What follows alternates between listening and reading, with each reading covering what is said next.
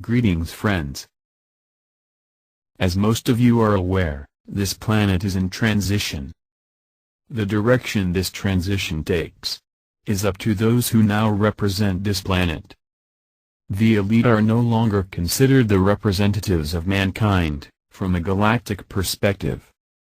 For what the elite have been trying to prevent, and quite successfully I might add, is the awakening of those they rule.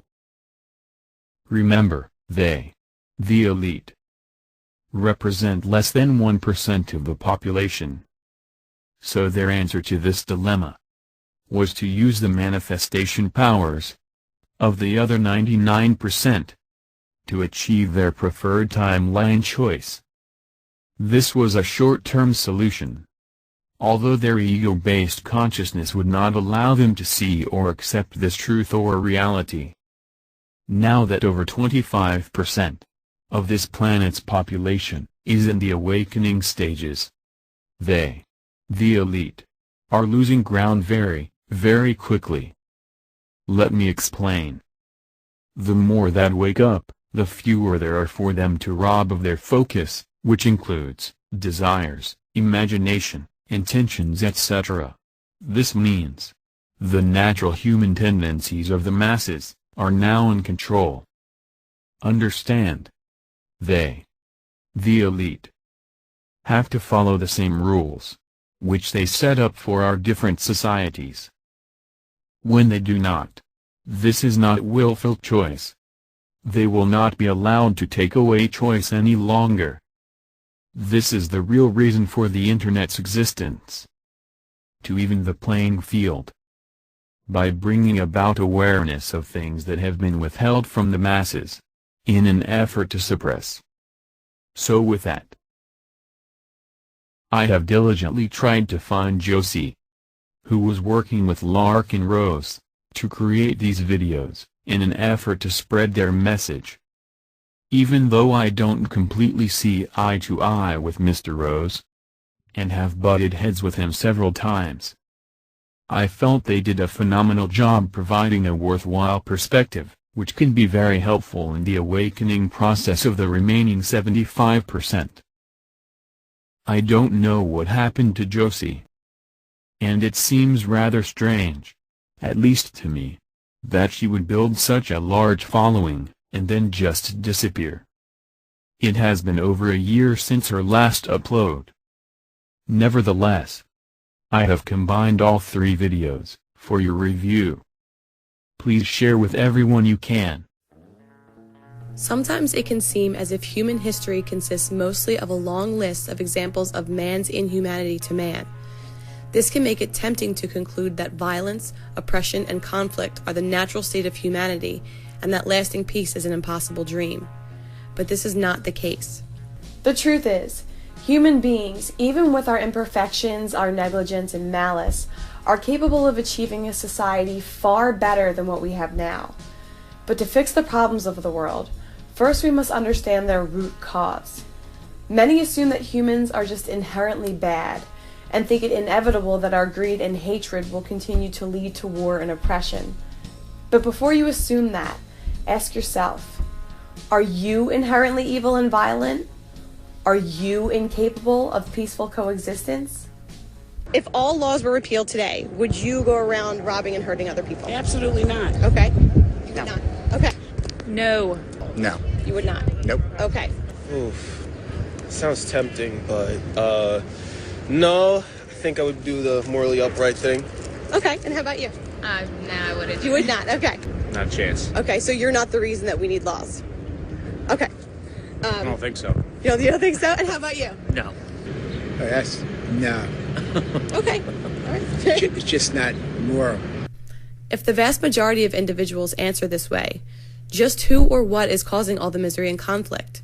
And why do the good, peaceful people allow it to happen?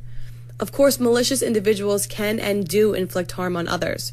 But war, oppression, and large-scale conflict are the result of something else, are merely symptoms of one underlying disease. Not greed, not hatred, and not simply the nature of man.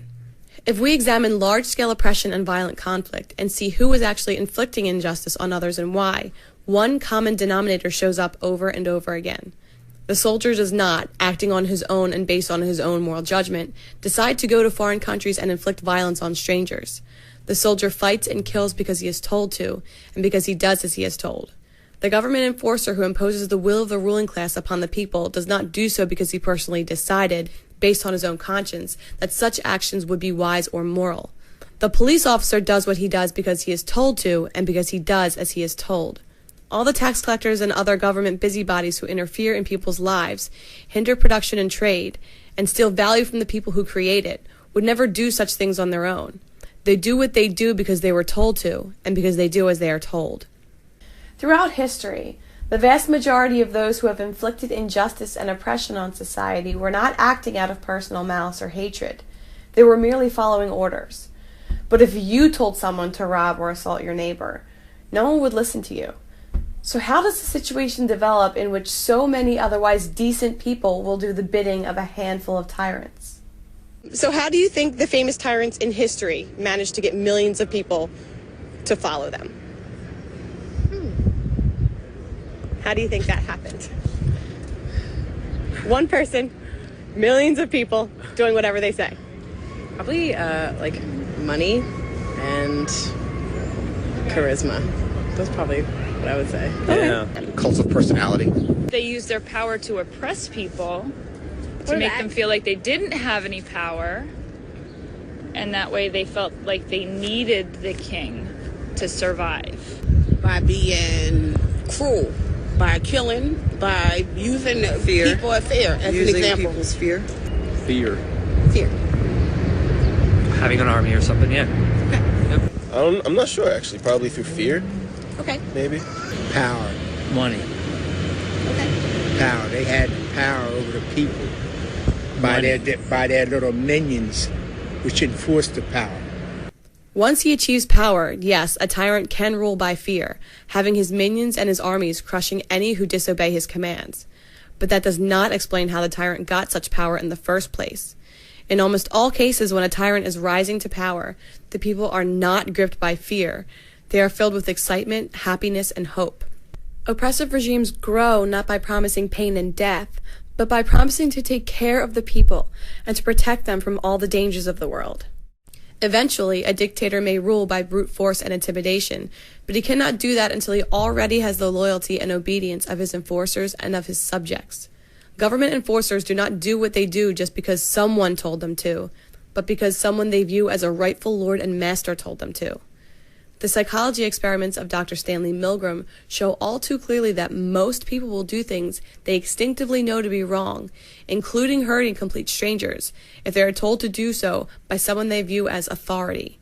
Ironically, it is often people's distrust of their fellow man and the desire to have some powerful entity that can protect and defend the innocent that ends up tricking good people into condoning and funding the very institutions responsible for most of the violence and conflict in the world.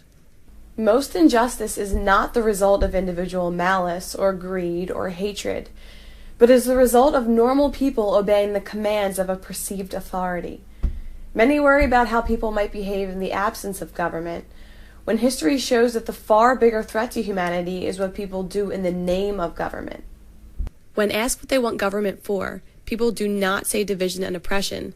They say they want it for good things. To protect people, to care for the poor, to provide infrastructure. But instead of achieving these noble ends, politics and government over and over again end up enriching and empowering tyrants, liars, and thieves. Though many people say they want government to make things fair and equal, and to protect and serve the common man, government always creates a massive power imbalance, with a handful of individuals having enormous amounts of control and money, and everyone else having to choose between obeying and funding the ruling class or being fined or caged. Since those in government are always vastly outnumbered by those they govern, why do the people allow this? Why would the common man imagine such a situation to be legitimate or tolerable? Why would he accept subservience to any master or feel obligated to continually surrender the fruits of his labor to an institution that views him and treats him like cattle? Politicians are masters at using fear and emotionalism to pit different groups of people against each other, until the people are begging for more laws and regulations. Falling for these tactics is, quite literally, killing us. No, humanity does not need to be at war with itself, and when it is, It is almost always the result of political opportunists intentionally causing strife and conflict in order to enrich and empower themselves at the expense of the freedom and safety of everyone else. Those in power, often by way of the mainstream media, tell us what we should care about, what we should worry about, and what we should fear. And the proposed solution is always more government power and control. By dividing people into different camps, such as Democrat and Republican, the people can be tricked into being perpetually angry at each other, while politicians on both sides benefit. Between the ongoing vitriol and divisiveness, many people don't notice how much the politicians agree on. They all agree that they should take your money and control your life. The politicians talk as if they represent and serve their constituents, but when it comes down to it, everyone knows what happens if he refuses to pay taxes or disobeys any of the politicians' laws. Beneath the rhetoric, the situation is still one of rulers and subjects, masters and slaves. There would be no reason for free, prosperous people living in harmony with each other to want to be ruled, which is why those who crave power always emphasize, exaggerate, or create problems and conflicts to pit people against each other and scare them into believing that they need a master, that they need controllers and rulers to protect them from reality. I want every man, woman, and child to understand how close we are to chaos. I want everyone to remember why they need us.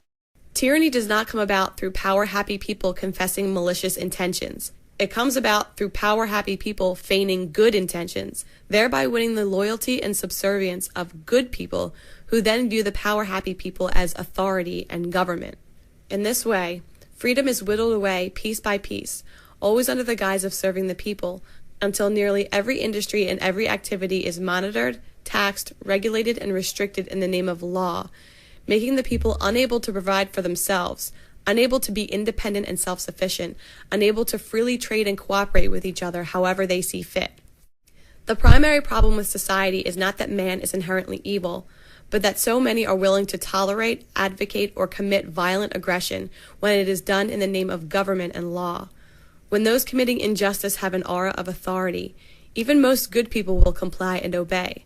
When oppression is legalized, the proud law-abiding taxpayers will not only tolerate it, they will fund it, condone it, and vote for it. And while it may be easy to recognize the evils committed by tyrants and their hired guns, too many people fail to realize that tyrants only have power, only have wealth, only have influence because the people give it to them. A regime that no one viewed as legitimate, no one paid for or obeyed, would not exist. Where people do not look to an authority, do not recognize an authority, there is none. So if you want to know the source of most conflict and violence in the world, you might begin by looking in the mirror and asking yourself, which acts of aggression against your neighbors, which examples of man's inhumanity to man have you paid for, cooperated with, condoned, and voted for?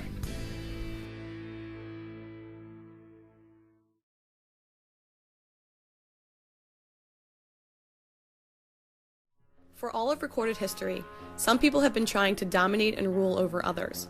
On a small scale, sometimes an individual or a gang can control and extort others through outright violence. But on a larger scale, especially since technology has leveled the playing field when it comes to physical combat, being biggest and strongest is not enough. So modern tyrants gain and maintain power, not just through brute thuggery, but through deception and manipulation. Physical control has been replaced by mind control. An aspiring ruler now needs to persuade his potential subjects that it is in their own best interest that he have power, including power over them. The tyrant must convince his victims that their own subjugation is necessary, moral, and legitimate. Government, whether in the form of a dictator, a parliament, a congress, or some other arrangement, is the group of people thought to have the right to rule. In other words, thought to have authority over a certain area. What governments do is issue commands, which they call laws, using force to punish any who disobey. Despite the modern rhetoric and euphemisms, government always means a ruling class. Those in power command, and everyone else either obeys or is punished. But to get people to tolerate such an arrangement, to get the common man to accept what is essentially a master-slave relationship, those who crave dominion have to find ways to get their subjects to condone their own subservience and enslavement. First and foremost, a modern tyrant must create an air of legitimacy around his regime, must convince his subjects that he is a rightful and legitimate authority. At one time, kings insisted that God himself had directly granted them the right to rule. Today, most people scoff at such a claim, while still accepting the more modern excuses for authoritarian domination, which are a lot more involved and complicated, but no more reasonable or rational. Humanity has evolved past the superstition of the divine right of kings, but has yet to evolve past the superstition of the divine right of politicians. Tyrants today have to work harder to deceive the people into accepting the status of obedient subjects, but they still manage to do so most of the time, using a few basic methods of deception, manipulation, and propaganda. In many countries, including the United States, Soviet Russia, and Communist China, ruling classes have claimed the right to dominate the people based upon constitutions and elections. Even under the most vicious tyrannies, those in power always label their actions as legal and claim to be representing and serving the very people they extort and oppress. As much as people have been taught to revere democracy and associate it with freedom and justice, democratically elected governments have committed more murder than any other institution in the history of the world. Instead of actually empowering the people, democracy merely gives the people the false impression that they are in charge, and the false notion that, as long as they are allowed to vote, oppression and tyranny will be impossible. History shows otherwise. In reality, elections can be the tyrant's best friend, as they can be used to dupe the people into imagining that they have given their permission and consent to be dominated and controlled. At best, the people are given the choice of who will rule them, but true freedom, being ruled by no one, is never one of the choices in any political election. Even when their ballot choices are selected by the ruling class itself, allowing people to vote can deflect and diffuse their anger and resentment, tricking them into focusing their time and energy on pointless rituals which never achieve freedom, so they don't start disobeying or resisting instead.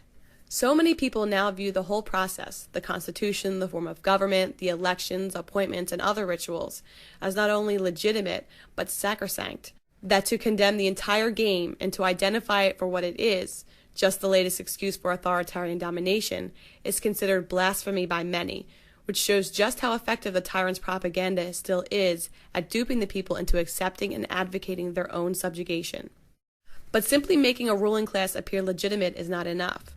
For a regime to grow, each grab for power and each corresponding decrease in individual freedom must be done in the name of good intentions and noble motives. The most effective means of convincing people to give up their freedom and their money to a master is to convince them that if they don't, horrible things will happen, which is why nearly all of politics is based on fear-mongering. A tyrant does not obtain power by making the people afraid of him, but by making people afraid of each other. Even the most vicious tyrannies grew by railing against other threats and injustices, whether real or imagined, and by convincing the people that only by giving government huge amounts of money and power could imminent catastrophe be avoided. And those who seek power not only exploit and exaggerate real problems, but often terrorize the people with make-believe dangers, or intentionally cause problems themselves, just to have an excuse to increase their own power. One very old technique for doing this is known as a false flag operation, where a regime perpetrates acts of unjust violence while making it look as if they were done by some foreign enemy. Once the hatred and fear of the people has been stirred up, they almost always eagerly support the authoritarian agenda of those in power. A prime example can be seen in the recently declassified Operation Northwoods documents, which show that top officials and the U.S. military plan to stage fake terrorist attacks in Cuba and on U.S. soil, and blame them on the communist regime of Fidel Castro in order to garner public support for a military invasion of Cuba. The basic tactic is not new and has been effectively used for centuries by the authoritarian empires all over the world, and it would be extremely naive to think that such tactics are not still being used today. And there are many other methods governments can use to create a problem and then use that problem as an excuse to demand more money and power for itself in the name of fighting against the very problem it created in the first place. This can be done by engineering an economic collapse, by causing poverty to justify the creation of a welfare state, by creating black markets which lead to increased crime to justify a militarization of the police force, by fueling racial or religious conflicts, and so on. Whatever those in power can do to train the people to be scared of the idea of not having a powerful government around will almost always result in the people welcoming or even demanding violations of their own rights and liberties. Of course, there will always be conflict in the world, but government only exacerbates and enhances disputes and problems intentionally, because if the people are not afraid of some threat or danger, real or imagined, they would never have a reason to accept a master over them. Government power does not serve to solve problems. Problems serve as the excuse to create never-ending government power. How many problems can you think of that government has ever fixed? Did the countless laws and billions of dollars end the drug trade? Did it end prostitution? Did it end terrorism? Did it end poverty? When has there been any government program or department which achieved its goal, solved a problem, and was therefore disbanded and repealed? It is never in government's interest to solve problems or eliminate threats, because it is always the fear caused by problems and threats which trick the people into tolerating the existence of a ruling class. Another ploy used to convince people to support tyranny is for politicians to seek votes from one group of people by promising to tax or control some other group. Those who seek power intentionally create divisions between rich and poor, black and white, men and women, different religions and cultures, and so on, telling each group that if only they elect the right candidates, their priorities and values can be enacted into law and imposed upon the rest of society.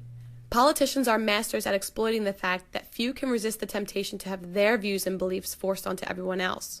On every possible disagreement or difference in opinion, politicians will offer to use the force of government to legalize one viewpoint and outlaw another.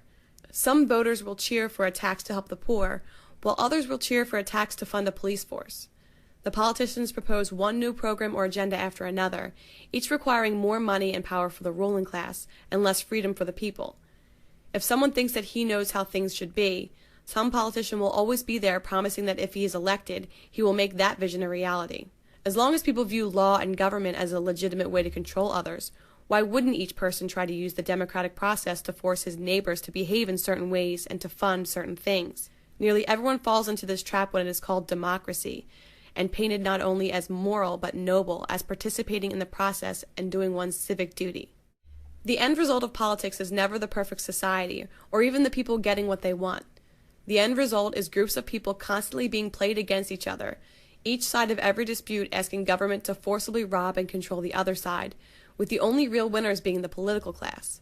Over and over again, the people have ended up enthusiastically advocating their own enslavement, simply because it is so tempting for each person to believe that the world would be what it should be if only authoritarian power was used to serve what he wants and what he believes in. As long as the battle is over whose ideas should be forced on everyone else, freedom and justice always suffer. If the other deceptions fail, the fallback argument of those who seek power is that someone has to be in charge, that there will always be someone at the top, and that the only real question is who it should be. When the people accept this lie and assume that government is just an unavoidable fact of life, they will always end up legitimizing a system of domination by petitioning and voting, instead of actually trying to achieve freedom or even knowing what real freedom would look like. Democracy often devolves from being a question of what people actually want and support to an argument over which political party is less corrupt and destructive than the others. As much as people may lament negative campaigning and mudslinging, it works, precisely because those who crave power really have no positive vision to offer, so their only recourse is to paint the other politicians as being even worse. Many people view their vote not as some empowering positive thing, but as an act of self-defense and an attempt to keep the even worse crook out of power. Whoever you last voted for, did you fully trust and support them, or did you just distrust them less than the other person? Distrusted less. Okay, definitely. Distrusted them less than the other person. I think I mostly trusted him. Mostly. You mostly trusted him? Not all the way, but like by a large amount more than the other one. Distrusted them less than the other person. I guess distrust more than the other, but I think I mistrusted him less than the other person. I agree. I voted against somebody to vote for the one I voted for. Yes. Okay. Not voted for him, I voted against the other person. I guess it was more like a lesser of two evils sort of deal for me.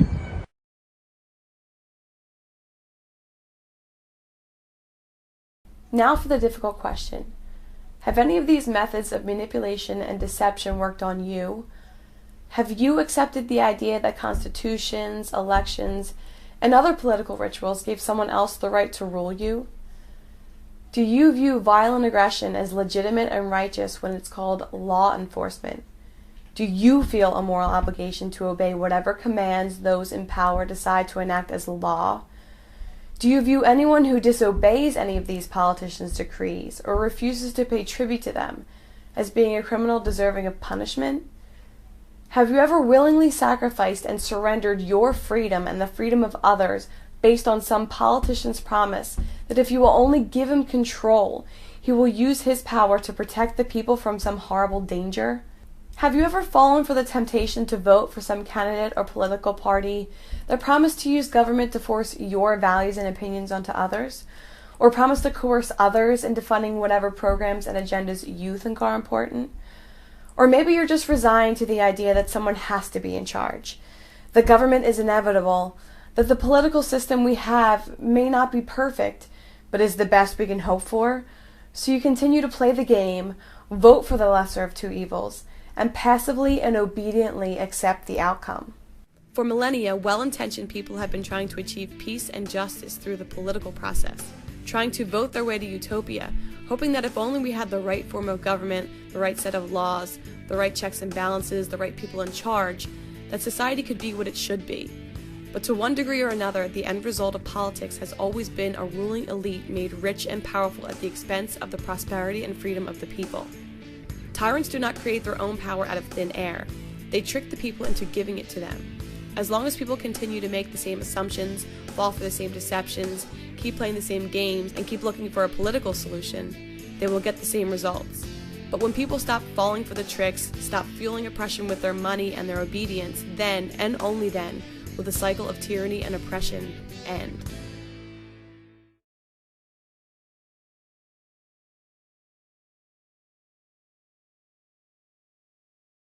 Taxes are the price we pay for a civilized society. But if being civilized means to coexist peacefully, interacting through voluntary means instead of by violence, then taxation, one group of people forcibly depriving another of the fruits of their labor, is the exact opposite of being civilized. To steal the money that someone has earned through voluntary means is to steal that person's productivity, his time and his effort, to steal a part of his life. And to steal a part of someone's life is called slavery. Taxes are often characterized as the people simply paying for the services they receive from government, but this is a gross mischaracterization. Imagine getting a bill from a private business for services you never asked for and may not even have wanted. And imagine that if you don't pay whatever price the business decides, they will wipe out your bank account, seize your assets, and possibly put you in a cage. In any context other than government, such behavior would of course be seen as immoral, unjust, and criminal. And yet we're told that when government does the same thing, it is legitimate, moral, and necessary for society. There are two sides to the immorality of taxation. First, it deprives the productive people of a large part of the wealth they produce, stealing their buying power, reducing their ability to provide for themselves and their families, and making them less able to support the things they care about. Second, it forces people to fund and support things which go against their wishes, that conflict with their own values and priorities, and that are contrary to their own interests. Government does not produce any wealth. Everything it spends, it must first take from the productive people, whether through open taxation or the hidden tax known as inflation. As a result, it is always the productive, law-abiding taxpayers who foot the bill for tyranny. It was not Mao, Stalin, or Hitler who funded or manufactured the guns, tanks, and bombs that terrorized and murdered so many millions. It was the good people of China, Russia, and Germany who felt obligated to hand over the fruits of their labor to those wearing the mantle of authority. Likewise, all the government bureaucrats, the abusive law enforcers, the corrupt politicians, their buildings, their vehicles, their computers, their utilities, their salaries, we are the ones paying for all of that. And perhaps most ironically, when it comes to the IRS and all of their tax collectors, we are the ones paying them to rob us. Everything of value in the world has come from the efforts of productive people, while the political class can only steal and destroy. In short, the good have always funded the evil, and that will continue to be the case as long as the good people imagine a moral obligation to surrender a portion of what they earned by way of taxes to those who claim the right to rule. Taxes are not the price we pay for civilized society. Taxes are how civilized society pays for its own destruction. Taxation is no different than a mafia protection racket, where a gang claims to be protecting you, while that same gang threatens to hurt you if you don't pay up. Yes, the gang may sometimes go after other thieves and aggressors, but if you don't pay their protection fees, you know that they are the ones who will be at your door next. Some argue that because taxes pay for roads, defense, protection, and helping the poor, Ending taxes would therefore mean no roads, no defense, no protection, and no help for the poor.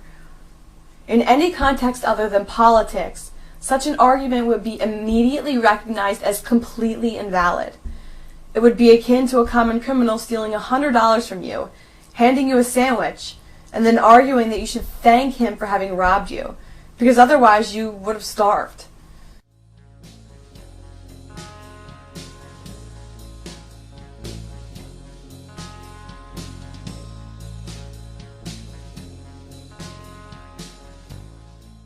Would you like it if you could choose for yourself which government programs, if any, you were going to pay for? Yes. Yeah. Say yes, definitely. Oh yeah, I would like that. Okay. I think, idealistically, yes, but I don't think, again, it's a matter of things actually working. Sure. And that you can't pick and choose. Okay. Absolutely. If any. Yeah. Absolutely. Okay. I'd like to know where my money is going. Absolutely. If they're taking my money and using it for programs, I would like to know exactly where my money's going. No, that's not how it works. Just because I don't agree with something doesn't mean it shouldn't be covered or paid for. This is how this country runs. If we don't like the process, then we have to change the process. But the way it is now, that's how it is. Politicians constantly raise tax rates and impose new taxes against the wishes of the people, and constantly spend the confiscated wealth on things a lot of people don't want, such as corporate bailouts, a massive welfare state, and perpetual warmongering. If the money was only used for services people wanted to purchase, and things people thought were good for society, there would be no need for an IRS. No need for those in power to back up their demands with the threat of fining or prosecuting anyone who doesn't pay up. They may pretend to be serving and representing you, but the politician's true attitude is obvious. They don't care what you want, and they believe that they have more of a right to decide how your money is spent than you do. Those in power and in the mainstream media speak of taxation as the way people pay their fair share of the costs of society. The bizarre implication is that if money first passes through the hands of politicians and bureaucrats, it's good for the country and society, but if it doesn't, it's not. This implies that the people being forced to fund Ponzi schemes, government waste and corruption, and programs and agendas many people don't even approve of, somehow serves the common good, but that the people voluntarily donating, spending, or investing their own money on what they think is important is somehow selfish and destructive to society. Most of the victims of the government extortion racket have fallen for this rhetoric, and as a result, believe it's necessary, legitimate, and good for a ruling class to forcibly extort all of the productive people.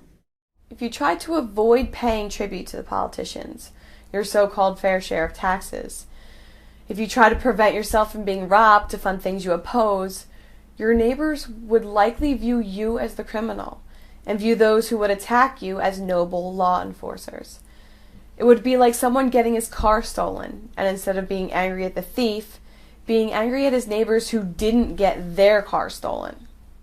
By portraying mass robbery as the people paying their fair share of the costs of society, thieves who have legalized their thievery can convince their victims to be proud of having been robbed, and to resent anyone who wasn't robbed. This is just one more example of how politicians use the tactic of divide and conquer to keep the people at war with each other, so they don't identify the real root of the problem, which is those who seek to rule over others. There is a simple question which demonstrates whether someone has fallen for this trick or not. Would you take this deal? You never have to pay any kind of tax, income tax, property tax, sales tax, etc., but you're not allowed to vote for anyone else to be taxed either. I think that would.